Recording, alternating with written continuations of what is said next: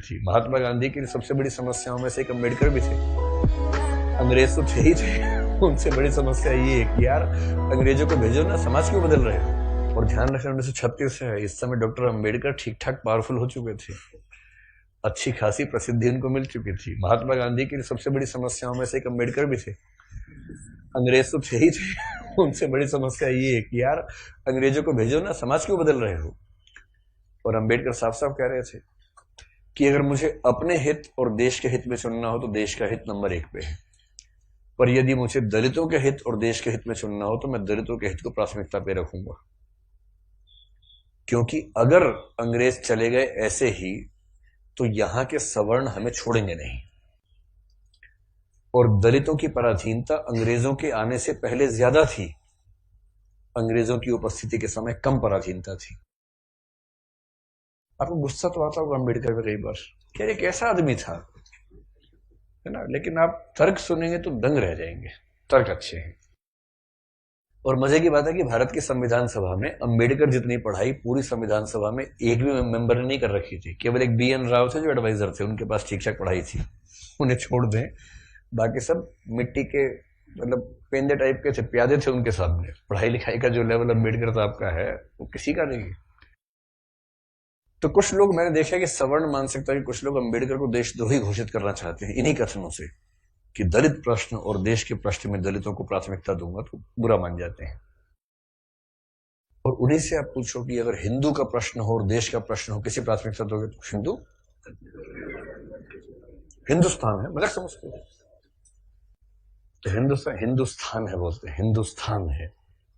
मुसलमान तो आए हैं, जा भी सकते हैं, लेकिन हिंदुस्तान है। तो अंबेडकर उस समय पावरफुल हो चुके थे। और अंबेडकर को मैं तो बड़ा सलाम करता हूं इस सेंस में, आमतौर पर वंचित वर्ग में जब कोई पढ़ लिख लेता है ना, अपने वर्ग से कन्नी काट लेता है।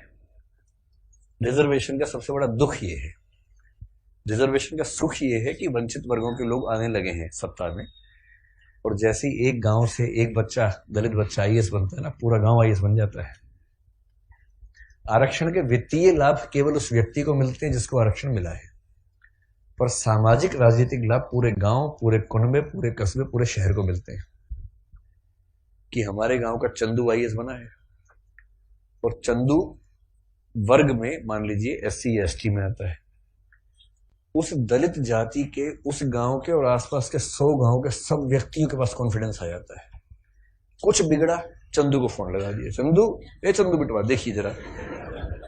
अब पुलिस वाले ने रोका, लाइसेंस के लिए, रुको रुको बात करवाते हैं, ऐसे करके कह रहे किसको फोन करो, चंदू को फोन करो। छोड़ दो कोई बात नहीं, आप जाओ, आप गाड़ी कैसे भी ले जाओ, सिर के ऊपर रख के ले जाओ, कोई बात नहीं, हम कुछ नहीं बोलेंगे।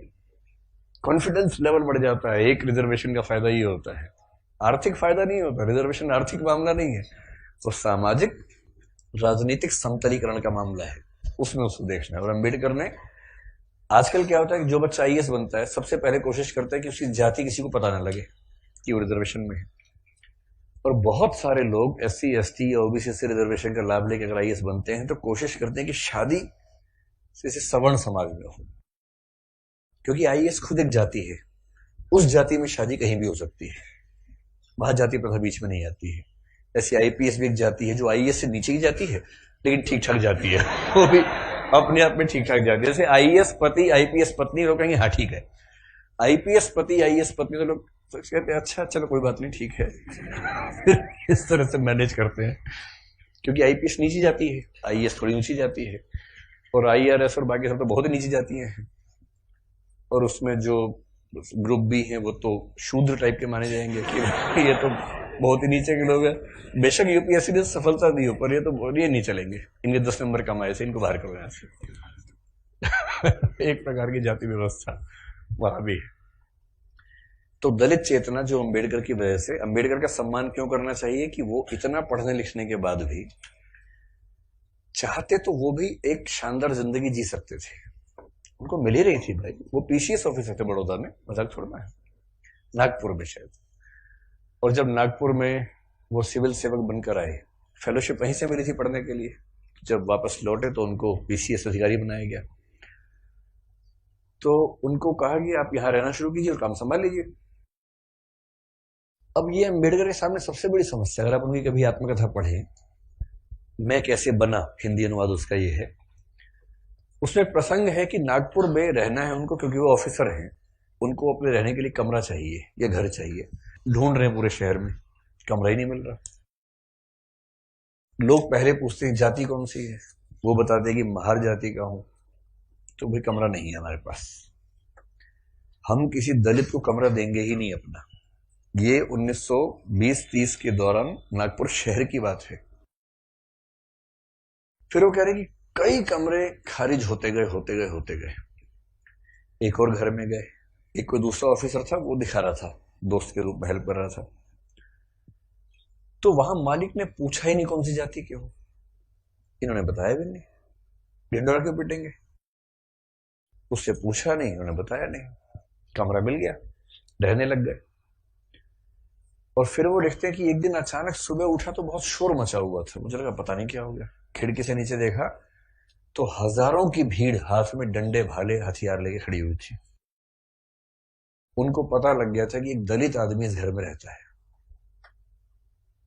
और वो भीड़ मेरा कत्ल करने के लिए आई थी। और उसके बाद कुछ दोस्तों की मदद से पता नहीं पीछे के दरवाजे से कहां से किसी तरह से उनकी जान बचा के भगाया गया उनको। इस दौर से वो गुजरे थे। ये उसी देश की बात चल रही है, सारे जहां से अच्छा हिंदुस्तान हमारा, हम बुलबुलें हैं इसकी, ये गुलसिता हमारा, उसी की बात चल रही है। किसी और देश, पाकिस्तान की बात नहीं चल रही है, उसमें पाकिस्तान था ही नहीं, पाकिस्तान पेट में था उस समय अभी हुआ नहीं था, मतलब होने वाला था, अभी नहीं हुआ था। तो उस देश की बात है। और जब वो स्कूल में पढ़ते थे तो स्कूल में पढ़ते इसलिए थे कि उनके पिता सरकारी नौकरी में थे, तो थोड़ा सा ठीक स्थितियां थी उनकी, इसलिए स्कूल में एडमिशन मिल गया।